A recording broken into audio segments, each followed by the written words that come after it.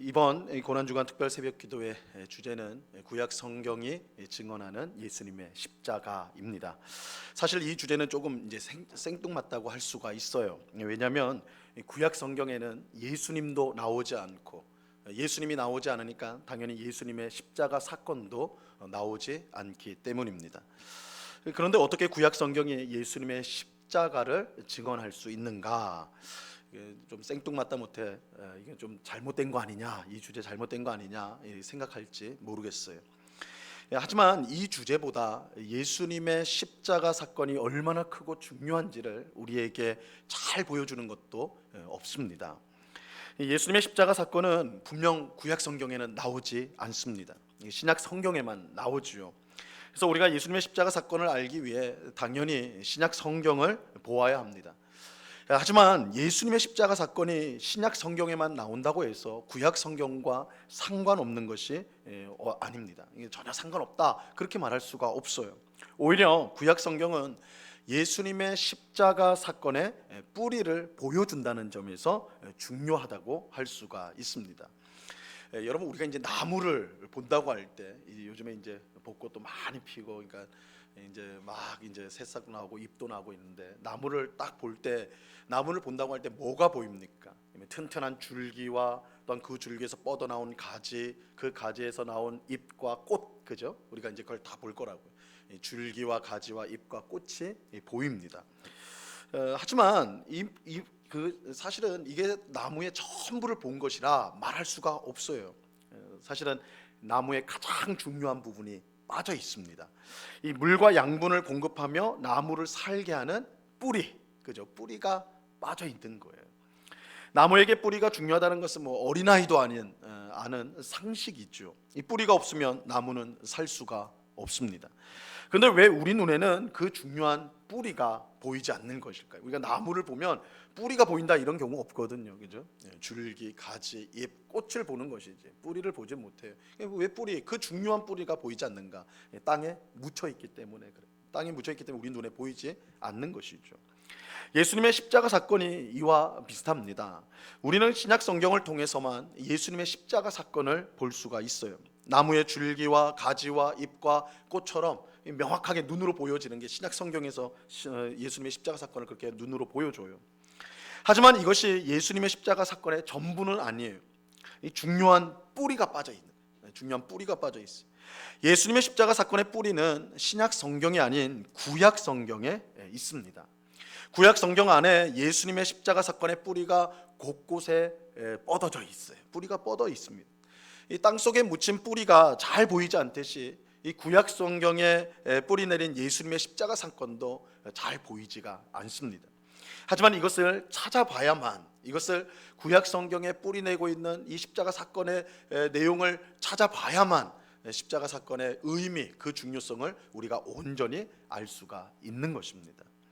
이런 점에서 구약 성경이 증언하는 예수님의 십자가라는 주제는 생뚱맞거나 잘못된 주제가 아니라 오히려 예수님의 십자가 사건을 제대로 이해하기 위해 굉장히 중요한 주제라고 말씀드릴 수가 있습니다. 자, 이러한 사실은 누가복음 18장 31절에서 예수님이 말씀하셨습니다. 같이 한번 읽어보죠. 시작. 예수께서 12 제자를 데리시고 이르시되 보라, 우리가 예루살렘으로 올라가노니 선지자들을 통하여 기록된 모든 것이 인자에게 응하리라. 예수님께서 지금 제자들을 데리고 예루살렘에 올라가시는데 분명한 목적이 있어요. 십자가에서 죽기 위해서 예수님이 올라가고 있습니다. 그런데 이 모든 일이 선지자들을 통하여 기록이 되었고 그것이 이제 성취가 된다. 예수님의 십자가 사건이 이미 선지자들을 통하여 다 예언이 되었다. 그리고 그 예언이 이제 내가 그 예언을 성취하는 것이다. 예수님의 십자가 사건의 뿌리가 구약 성경에 있다. 이렇게 말씀하고 있습니다. 예수님의 십자가 사건은 신약 성경에만 나오는 게 아니에요. 그 뿌리가 구약 성경에 뻗어 있습니다. 그 뿌리를 우리가 제대로 알아야 예수님의 십자가 사건이 얼마나 크고 중요한 사건인지를 알 수가 있습니다. 이번 한 주간 특별 새벽 기도회를 통해 구약 성경에 있는 예수님의 십자가 사건의 뿌리를 우리가 살펴봄으로써 이 십자가 사건이 얼마나 크고 위대한 또한 은혜로운 사건인지를 우리가 분명히 아는 그런 귀한 은혜가 우리 모두에게 있기를 간절히 바랍니다. 예수님의 십자가 사건은요, 성경의 첫 번째 책인 창세기까지 뿌리를 내리고 있습니다. 오늘 우리가 읽은 창세기 3장 15절 말씀은 이 성경 전체를 통틀어서 가장 중요한 구절 가운데 하나입니다. 가장 중요한 구절, 물론 성경 전체가 하나님 말씀이니까 다 중요한데, 그 중에서도 가장 중요한 구절 중에 한 구절이 이 창세기 3장 15절이에요. 그 이유는 하나님께서 죄인을 구원하기 위한 계획을 처음으로 밝힌 구절이기 때문에 그렇습니다. 하나님의 구속 역사가 시작되어지는 아주 역사적인 구절이라 할 수가 있는 거예요. 사람들은 이 구절을 원복음이라고 부릅니다. 창세기 3장 15절은 별명을 갖고 있는데 원복음. 원복음이라는 것은 처음 복음이라는 거예요. 처음으로 선포된 복음, 이게 창세기 3장 15절이에요. 자, 오늘 본문을 우리가 다시 한번 같이 읽어보도록 하겠습니다. 같이 읽습니다. 시작. 내가 너로 여자와 원수가 되게 하고 내 후손도 여자의 후손과 원수가 되게 하리니 여자의 후손은 내 머리를 상하게 할 것이요 너는 그의 발꿈치를 상하게 할 것이니라 하시고, 이 말씀은 최초의 사람인 아담과 하와가 뱀의 유혹을 받아서 선악을 알게 하는 나무의 열매 선악과를 먹은 후에 하나님이 하신 말씀 중에 하나입니다. 하나님은 선악과를 먹은 일에 관련된 이 뱀과 아담과 하와에게 하와 모두를 저주하십니다. 오늘 본문은 하나님이 뱀을 저주하시면서 주신 말씀 중에 있는 거예요. 하나님은 뱀에게 너로 여자와 원수가 되게 하겠다 이렇게 말씀하고 있습니다. 이 뱀이 여자인 하와를 유혹하여서 죄를 짓도록 했기 때문에 이 둘이 원수가 되는 것은 당연해요. 이 모든 일의 발단이 뱀이 여자인 하와를 유혹해서 일어났기 때문에 뱀과 여자가 원수가 된다, 이건 당연하다 할 수 있어요. 근데 이 원수 관계는 이 둘 사이의 사적인 관계로 끝나는 게 아니었어요. 하나님은 뱀의 후손이 여자의 후손과 원수가 되게 할 것이다 이렇게 말씀하십니다. 뱀과 여자의 원수 관계가 앞으로 계속해서 그들의 후손들을 통해서 대대로 계속되리라는 말씀이에요. 여기서 우리는 뱀의 후손이 실제 동물을 가리키는 것이 아니라, 이 뱀과 여자가 원수라고 그러니까 그럼 뱀의 후손은 뱀의 새끼인데 이 뱀의 새끼가 그렇게 되는 것인가, 이렇게 돼버리면 이게 굉장히 미스테리한 내용이 돼버리는 거예요, 그죠? 이 뱀과 뱀의 후손이 가리키는 것은 실제 동물을 말하는 것이 아니라 이 뱀을 통해 역사한 이 마귀를 가리키는 거예요. 마귀를. 그래서 이 뱀이라는 것은 마귀가 아담과 하와를 유혹하기 위해 사용한 이 매개체, 도구에 불과한 것이죠. 그래서 이 뱀은 마귀라고 할 수 있고 그의 후손은 마귀의 세력과 마귀를 따르는 사람들이다 이렇게 가리킨다고 말할 수가 있어요. 반면에 여자의 후손은 뱀의 후손과 반대편에 있는 하나님의 사람들이라고 말할 수가 있습니다. 인류 역사는 여자의 후손과 뱀의 후손 사이의 전쟁의 역사예요. 이게 이제 창세기가 우리에게 말해주는 거예요. 아담과 하와가 범죄를 한 이후로 이 세상은 여자의 후손, 하나님의 사람들과 뱀의 후손, 마귀를 따르는 사람들과의 전쟁의 역사다, 영적인 전쟁의 역사라고 말할 수가 있습니다. 그런데 이 전쟁은 여자의 후손의 승리로 끝나게 될 것입니다. 15절 하반절에서요 이렇게 말씀합니다. 여자의 후손은 내 머리를 상하게 할 것이요 너는 그의 발꿈치를 상하게 할 것이니라 하시고, 여자의 후손이 뱀의 머리를 상하게 할 거예요. 여기서 이 상하게 한다는 것은, 우리는 상하게 한다, 이 표현이 약한데요, 원래 표현대로 하면 부숴버린다는, 뱀의 머리를 부숴버리게 될 것이다, 부숴버린다. 여자의 후손이 뱀의 머리를 부숴버린다는 것은 뱀의 생명줄을 끊어놓는다는 거예요. 생명을 앗아간다는 거예요. 굉장히 강력한 표현이죠. 그래서 뱀의 생명을 끊어서 궁극적인 승리, 결정적인 승리를 거두게 될 것이다.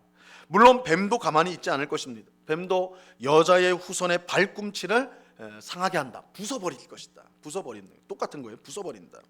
그러니까 여자의 후손도 분명 큰 피해를 당하게 됩니다. 하지만 뱀이 당한 것과 비교하면 결코 크지는 않은 것이죠. 근데 이 내용이요, 이 말씀의 내용이 사실은 정확히 이해하기가 어렵습니다. 여자와 뱀이 원수가 된다는 것, 또 여자의 후손, 즉 하나님의 사람들이 뱀의 후손, 즉 마귀와 마귀의 사람들과 원수가 된다는 것, 이것은 쉽게 이해할 수가 있어요. 이건 성경 전체를 통해서 하나님의 사람과 마귀의 사람들이 영적인 전쟁을 벌이는 것들을 성경 전체가 말하고 있기 때문에 이건 이해할 수가 있어요. 하지만 여자의 후손이 뱀의 머리를 부숴버린다. 뱀의 후손들의 머리가 아니에요. 뱀이라고 돼 있어요, 그죠? 여자의 후손이 뱀의 머리를 부숴버리고, 또 뱀이 여자의 후손의 발꿈치를 부순다, 이제 부숴버린다. 이것은 우리가 좀 쉽게 이해하기가 어렵습니다. 이것은 단순히 인류 역사 속에서 뱀의 후손과 여자의 후손이 계속 싸운다는 내용으로 보기보다는 좀 더 구체적인 내용을 말씀하는 것처럼 보이기 때문입니다.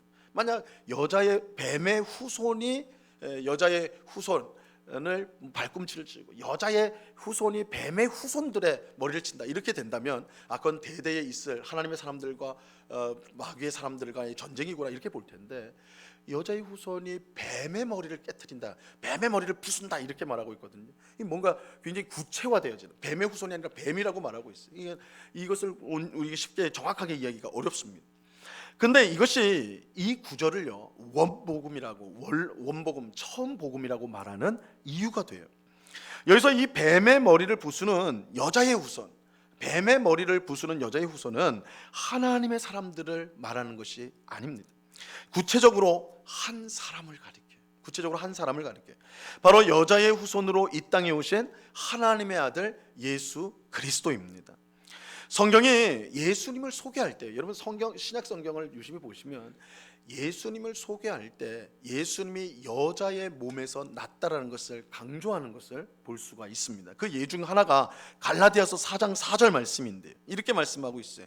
때가 참에 하나님이 그 아들을 보내사 여자에게 나게 하시고 율법 아래 나게 하신 것은, 예수님이 여자에게 났다, 여자에게서 났다, 이렇게 말씀하죠.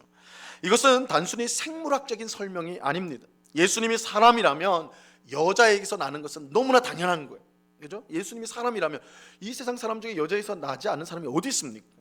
사람이라면 여자에게서 난다, 이건 너무나 당연한 말이라고요.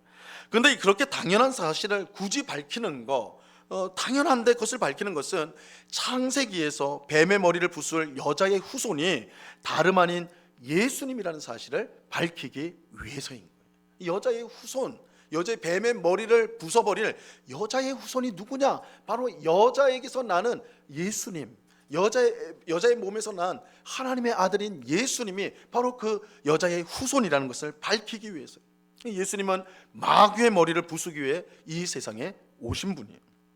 자, 그렇다면 예수님은 어떻게 마귀의 머리를 부수셨을까요? 우리가 이제 사복음서를 읽어보면 예수님은 가는 곳마다 마귀를 쫓아내는 일을 하셨습니다. 예수님이 마귀를 꾸짖으시면 마귀는 그 어떤 저항도 못하고 쫓겨난단 말이에요, 그죠? 하지만 이것이 마귀의 머리를 부순 일이라고는 할 수가 없습니다. 이 마귀의 머리를 부쉈다면 그것은 단순히 마귀를 쫓아낸 정도가 아니라 마귀의 생명줄을 끊어놓는 거예요, 그죠? 자, 그렇다면 예수님 무엇으로 그 일을 하셨는가? 바로 예수님의 십자가 죽음을 통하여 이 일을 하셨습니다. 예수님은 십자가 죽음을 통해 마귀의 머리를 부숴버리신 것입니다. 마귀의 생명줄을 끊으시고 결정적인 승리를 십자가로 거두셨습니다. 골로새서 2장 15절 말씀입니다. 우리 이 말씀 같이 읽어봅니다. 시작. 통치자들과 권세들을 무력화하여 드러내어 구경거리로 삼으시고 십자가로 그들을 이기셨느니라. 자, 여기 나오는 통치자들과 권세들은 이 마귀의 세력을 뜻하는 것입니다. 예수님께서 어떻게 마귀의 세력을 이겼다라고 말씀합니까? 십자가로 이겼다. 십자가로 그들을 이겼다라고 분명하게 말씀하고 있어요. 하지만 예수님은 십자가에서 죽임을 당했는데 어떻게 그것이 마귀의 머리를 부순 일이 될 수가 있는가? 이렇게 질문할 수가 있죠. 히브리서 2장 14절은 이렇게 말씀합니다.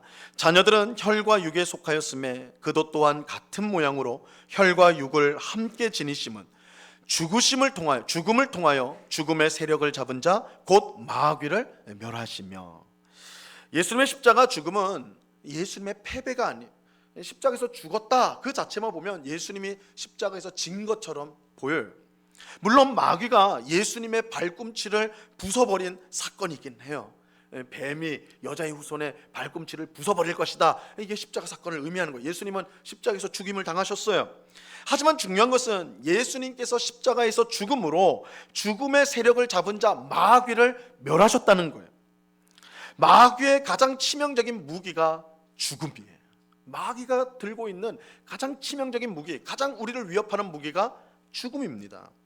그 무기 앞에, 죽음이란 무기 앞에 누구도 맞설 수가 없습니다. 하지만 예수님은 십자가에서 죽으시고 이를 통해 마귀를 멸하신 거예요. 예수님은 십자가에서 죽으심을 통하여서 마귀가 가지고 있는 가장 치명적인 무기인 이 죽음이라는 그 무기를 강탈하신 거예요. 예수님의 십자가 죽음과 부활을 통해서 그 일을 하셨어요. 이를 통해 예수님은 마귀를 멸하셨어요. 이를 통해 예수님은 마귀의 머리를 부숴 버리신 것입니다. 하나님은 아담과 하와가 타락하자마자 원수인 마귀를 향해서 승리를 선언하신 것입니다. 그리고 하나님의 아들이신 예수님께서 그 승리를 성취하신 것이죠. 바로 그의 십자가 죽음을 통해서입니다. 예수님의 십자가 죽음은 마귀에 대한 승리예요. 예수님의 십자가 죽음은 마귀에 대한 승리예요. 십자가 죽음은 하나님을 따르는 성도가 반드시 승리하게 된다는 것을 보증하는 사건이 되는 것입니다. 비록 우리가 사는 세상은 마귀가 여전히 위세를 부리는 것 같습니다. 가정과 직장과 사회와 심지어 이 교회까지도 불의한 많은 일들이 일어나서 우리를 고통스럽게 만들죠. 우리의 가정은 왜 이럴까? 우리 직장에 왜 이런 불의한 일들, 그죠? 사악한 일들이 이 사회에, 또 심지어 교회 안에서조차 이렇게 하는 거예요. 이 모든 우리가 살고 있는 중요한 영역들이 마치 마귀의 놀이터인 것처럼 그렇게 절망적으로 느껴질 때가 있다는 거예요. 고통스러워요. 과연 이 불의한 가정이, 직장이, 사회가, 교회가 회복될 수 있는 것일까? 정말 이것은 아름답게, 하나님 보시기에 아름답게, 우리가 볼 때 아름답게 그렇게 변화될 수 있는 것일까요? 이렇게 생각하면 낙심이 되지 않을 수가 없는 것이죠. 하지만 우리는 꼭 기억해야 됩니다. 여자의 후손이신 예수님께서 그의 십자가 죽음으로 마귀의 머리를 부숴 버리셨습니다. 아무리 기세등등해 보이는 마귀라도 이미 그 머리가 부서졌어요. 승리는 우리의 것입니다.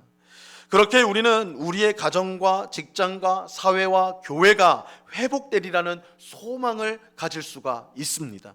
우리가 잘해서, 우리가 뭔가 뛰어난 능력이 있어서 그 변화되는 그것을 희망할 수 있는 것이 아니라 예수님의 십자가 사건을 통해서, 예수님의 승리한 십자가 사건을 통해서 우리는 소망을 가질 수가 있는 거예요. 이것은 꿈 같은 일이 아니에요. 예수님의 십자가 죽음이 이 일을 보증하기 때문입니다. 그러므로 예수님의 십자가 죽음을 믿는 성도는 패잔병처럼 살아서는 안 돼요. 패잔병처럼, 마치 전쟁에서 진 것처럼, 아무 소망이 없는 것처럼 그렇게 세상에 끌려다녀서는 안 된다는 거예요. 아무리 힘든 상황 속에서도 우리 성도는 절망해서는 안 됩니다. 오히려 이미 승리한 성도처럼 힘있게 우리는 살아가야 합니다. 여자의 후손인 예수님께서 십자가 죽음으로 우리에게 승리를 주셨기 때문입니다. 이러한 사실을 분명히 믿고 승리한 그리스도의 군사답게 우리가 있는 곳을 아름답게 변화시켜 나가는 오늘 우리 모두가 될 수 있기를 바랍니다. 예수님의 십자가는 죽음을 정복하고 마귀를 멸망시킨 사건입니다. 승리의 사건이에요. 그 승리가 예수님을 따르는 우리 모두에게 이미 주어졌습니다. 예수님을 따라 매일의 삶 속에서 승리를 경험하는, 마치 우리가 세상에 지고 마귀에 진 것처럼 그렇게 움츠려들고 또한 내 자신만 돌아보는 그런 삶이 아니라 예수님의 십자가 사건으로 마귀가 멸해졌음을, 우리의 가장 큰 원수인 죽음조차 멸망되었음을 우리가 분명히 알고 승리한 그리스도인답게 우리의 가정에서, 우리의 일터에서, 사회에서, 또한 교회 안에서 그 승리를 누리며 또한 당당하게 그것을 하나님의 뜻대로 변화시켜 나가는 일에 우리 자신을 드리는 그래서 승리한 삶을 살아가는 오늘 우리 모두가 될 수 있기를 우리 주님의 이름으로 간절히 축원합니다. 같이 기도하겠습니다. 하나님 아버지, 감사합니다. 예수 그리스도의 십자가 사건이 마귀의 머리를 부숴버린 승리의 사건이라는 것을 오늘 말씀을 통해 확인하였습니다. 주님, 예수님의 십자가 죽음은 패배나 절망의 사건이 아니요 승리의 사건입니다. 예수님은 죽음을 통하여 죽음의 세력을 가진 자 마귀의 머리를 깨부수시고 우리에게 참된 승리를 주셨습니다. 우리가 승리하신 예수님을 따르고 믿는 성도임을 우리가 잊지 않게 하셔서 우리의 삶 가운데, 특별히 가정, 우리의 일터, 또한 이 사회에서, 또한 교회 안에서 승리한 그리스도인답게 이곳에 잘못되어진 모든 것들을 개혁해가며 하나님 보시기에 아름다운 모습으로 변화시켜 나가는, 그 일에 낙심하거나 실망하는 것이 아니라 승리하신 주님을 바라보며 힘을 내어서 바꿔가는 그런 일에 쓰임받는 저희 모두가 될 수 있도록 주님 도와 주시옵소서. 아버지 하나님, 우리 앞에 낙심하고 절망이 놓여있다 할지라도 우리에게 승리를 주신 예수님을 힘입어 이 모든 것을 넉넉히 이겨나가는 주의 백성들이 다 되도록 주님 도와 주시옵소서. 감사하며 예수 그리스도 이름으로 기도드리옵나이다. 아멘.